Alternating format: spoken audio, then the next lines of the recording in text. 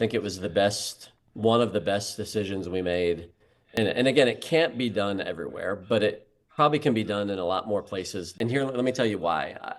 There definitely maybe was an ego part of me that was like, man, do people even know that I'm leading here? And you would say that, I would say that. The little slide underneath my name when I would preach was lead pastor. What we did is your title was senior pastor to founding pastor. And I went from whatever I was doing to lead pastor. And you would say it and you would do it in very self-deprecating ways, like, hey, they changed my title and they asked me to not come to meetings anymore, but I asked them if they'd let me preach some still and give me a paycheck. I'd still I'm okay with it. It's stuff like that. But so it wasn't that we were keeping it a secret or that we weren't talking about it at all. But I think what happens when you do that baton passing service, and certainly there are examples even in scripture of these moments where, so I'm not saying you should never do it, but what happens when you do is you put everybody in the church on decision.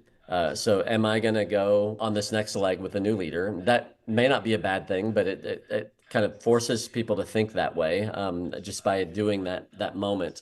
And it also it brings about, I think, a lot of emotions, even grief, that I would say that, man, even though Greg's still around, he's not our leader anymore. And they're going to grieve that. And the way that we did it allowed people to embrace me and my leadership, without having to fully grieve you and yours. Now, I'm sure people were bummed that you weren't preaching as much as you used to and some of that stuff, but it was like it kind of allowed our people to work through this transition in a gradual, healthy way versus this like trauma that, oh gosh, we've got a new leader now.